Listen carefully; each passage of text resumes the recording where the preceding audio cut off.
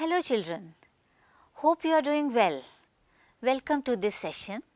Today I am going to take up a story from NCERT's English textbook for class 10, First Flight, Unit 6, and the name of the story is The 100 Dresses Part 2.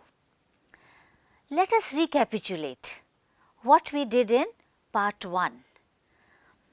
As we all know that this is the story of Wanda Petronaski, a poor little Polish girl in an American school, and how her amazing drawing skills made her classmates feel ashamed about how they had treated her. So, that was the first part, and in the first part we also come to know that Wanda has not been coming to school, but she had sent her drawings for competition and she had won the first prize, and the other two girls, Peggy and Maddie, they would make fun of her, especially Peggy. Peggy would always ask her, "How many dresses do you have, Wanda?" And Wanda would tell, "I have 100 dresses all lined up in my closet." So, that was what she used to say, and Peggy and her friends would laugh at her, make fun of her. But now that she has won the competition, she is going to get the medal. Let us see what happens in this part of the story, and in this part we will come to know how Maddie react to this. And in the previous lesson we had discussed about bullying. In this we will talk about role of teacher. Role of teacher is very important in any school setup, and also the role of counselor. And parents as well. Parents also play an important role. Let us begin with the story now. While the class was circling the room, why were they circling the room? They were looking at all the drawings which were submitted by the students. At that time, the monitor from the principal's office brought Miss Mason a note. Miss Mason read it several times and studied it thoughtfully for a while. She read it several times, the note that she had received from the principal's office. What do you think must have been written in that? Any idea? Can you guess? Maybe you have guessed it right. We will come to know in a short while what was it. Then she clapped her hands. "Attention class, everyone back to their seat." When the shuffling of feet had stopped and the room was still and quiet, Miss Mason said, "I have a letter from Wanda's father and I want to read to you." Miss Mason stood there a moment, and the silence in the room grew tense and expectant. The teacher adjusted her glasses slowly and deliberately. Why? Why did she do that? Even probably she was finding it hard to, accept that there was a complaint letter probably. Her manner indicated that what was coming, this letter from Wanda's father, was a matter of great importance. Everybody listened closely as Miss Mason read the brief note. But by now, students, you must have guessed what is in the letter. Wanda has not been coming to school. We came to know about this in our previous part. Maybe the way children used to behave with Wanda, it is something about that. Let us read the note. "Dear teacher, my Wanda will not come to your school anymore. Jake also. Now we move away to big city. No more Holopolek. No more ask why funny name. Plenty of funny names in the big city. Yours truly, Jan Petronaski." You see, this letter says a lot. That means children, both the children, Wanda and her brother, they must have told everything to their parents. As I told you that if somebody bullies you, you must share it with your parents, teachers or the counselor in the school. So, Wanda had nobody to share. Therefore, she shared with her parents, and finally, maybe the circumstances were like that. They were planning to shift to a bigger city, and they are saying that in a big city there are plenty of funny names, because in big cities people come from different parts of the world, and you come across different types of names. After the letter was read, there was a deep silence in the class. Miss Mason took off her glasses, blew on them and wiped them on her soft white handkerchief. Then she put them on again and looked at the class. When she spoke, her voice was very low. I am sure that none of the boys and girls in room 13 would purposely and deliberately hurt anyone's feelings because his or her name happened to be a long unfamiliar one. I prefer to think that what was said in thoughtlessness. I know that all of you feel the way I do, that this is a very unfortunate thing to have happened. Unfortunate and sad both, and I want you all to think about it. Let us take a pause here. She is telling the students they need to think about their behavior, how they have been behaving towards Wanda Petronaski.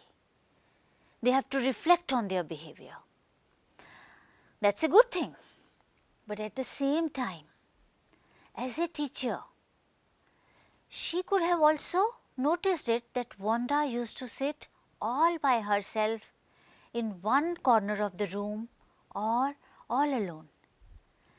I think it is the teacher's responsibility to ask, why are you not mingling with other students? Is there anything? What is your problem? I think this observation was required on the part of the teacher. So, we need to reflect on the role of the teacher also. When children come to school, the teacher is their guardian, their caretaker. I think in the school we have to look at the holistic development of the child. Let us continue with the story. The first period was a study period. Mary tried to prepare her lesson, but she could not put her mind on her work. She had a very sick feeling in the bottom of her stomach. True, she had not enjoyed listening to Peggy ask Wanda how many dresses she had in her closet, but she had said nothing. She had stood by silently, and that was just as bad as Peggy had done. Worse, she was a coward. You see, Maddie was feeling very bad. She could not concentrate on her lessons. She was upset because if you stand by the bully, then you are part of the bully, and that was being done by Maddie. And as we all know that who is Maddie in this lesson? Maddie is the writer. She actually experienced this when she was in school. This is a true story of the writer. So, she was feeling very bad. She was feeling worse, and she said she was a coward. At least Peggy hadn't considered they were being mean, but she, Maddie, had thought they were doing something wrong. She could put herself in Wanda's shoes. Goodness, wasn't there anything she could do? Now she imagined herself in Wanda's shoes and she felt miserable that if anyone behaves with you like this, how would you feel? I think we should not stand by the bully. We should stop the bully. It is in our control.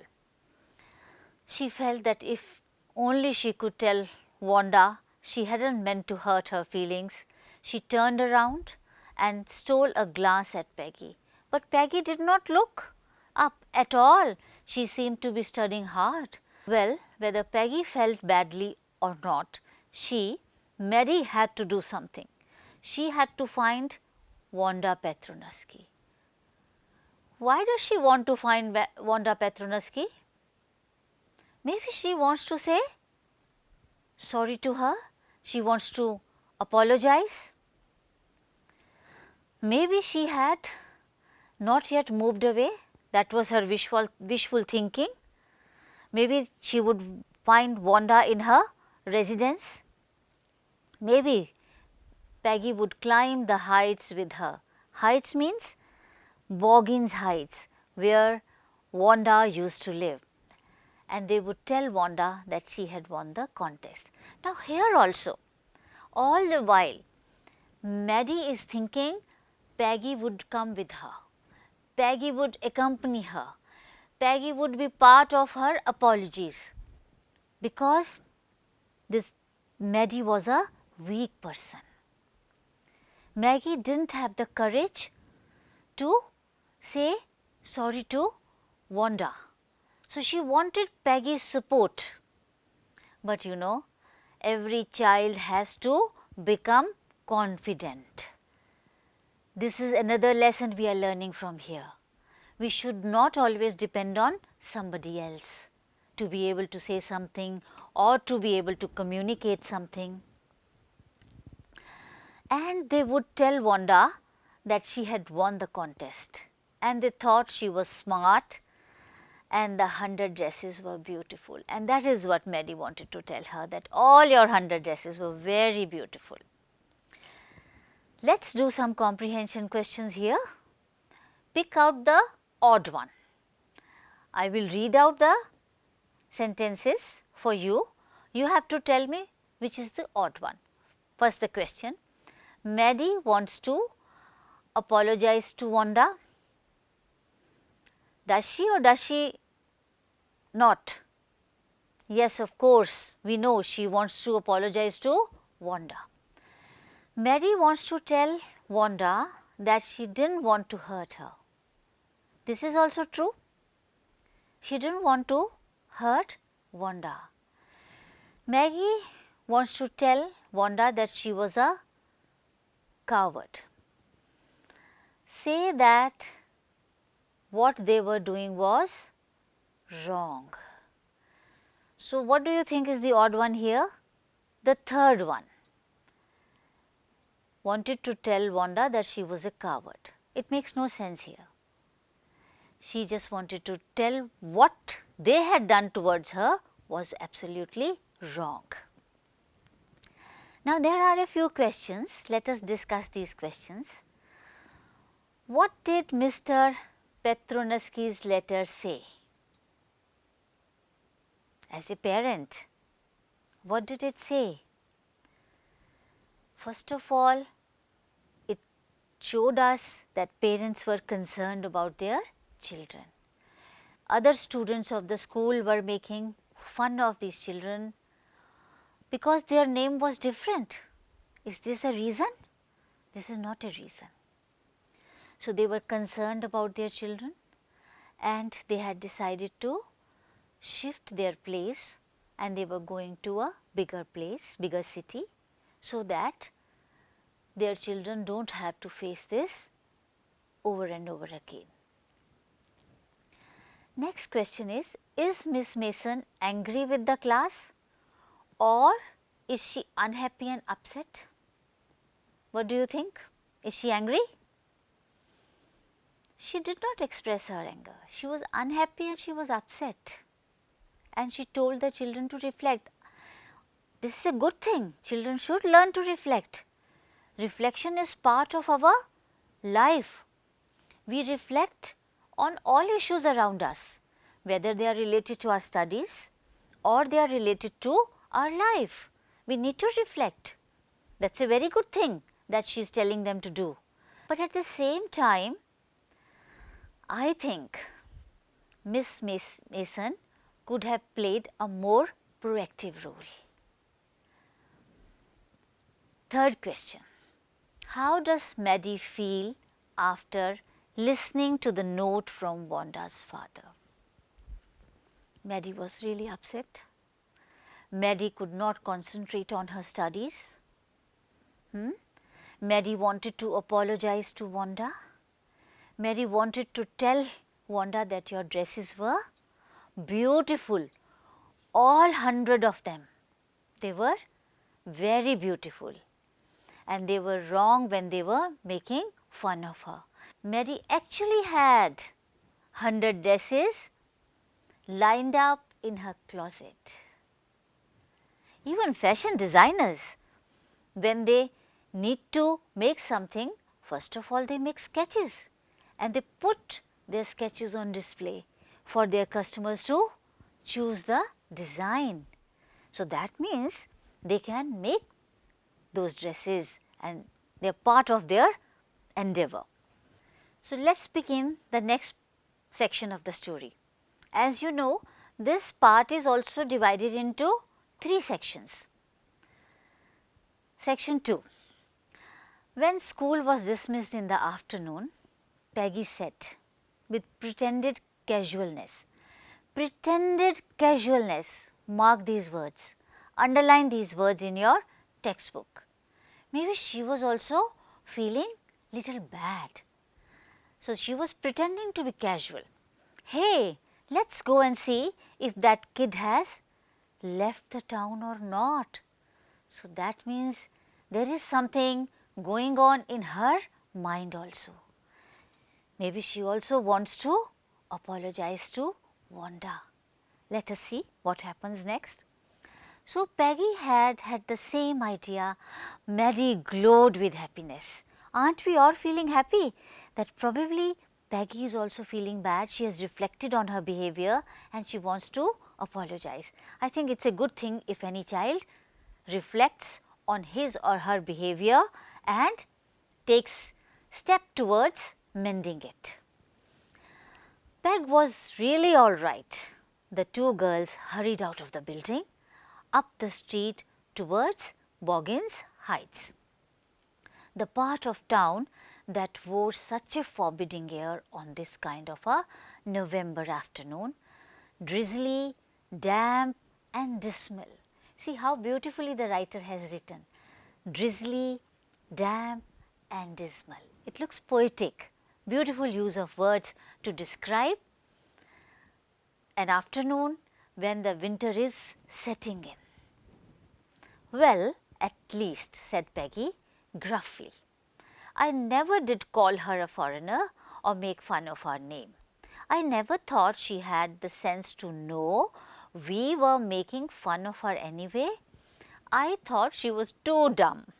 And gee, look how she can draw. So, once again, what do we get? Peggy is trying to defend herself. That she says, I have never made fun of her name and I always thought that she was too dumb that we were making fun of her. That means Peggy has not reflected properly. She was trying to defend herself, defend her action. Do you think this is correct? This is certainly not correct. One should never try to defend oneself if something has gone wrong. Maggie could say nothing. All she hoped that they would find Wanda. She wanted to tell her that they were sorry, they had picked on her and how wonderful the whole school thought she was, and please not to move away and everybody would be nice. She and Peggy would fight anybody who was not nice. You see, another thing is coming up now. You see, otherwise Peggy and Maddie were nice to people. If anybody would fight, they would stop it, they would tell the person not to fight. But here Peggy is behavior was entirely different. Let's continue. The two girls hurried on. They hoped to get to the top of the hill before dark. I think that's where the Petronaskis live, said Maddie, pointing to a little white house. Wisps of old grass stuck up here and there along the pathway like thin kittens. A beautiful simile has been used by the author.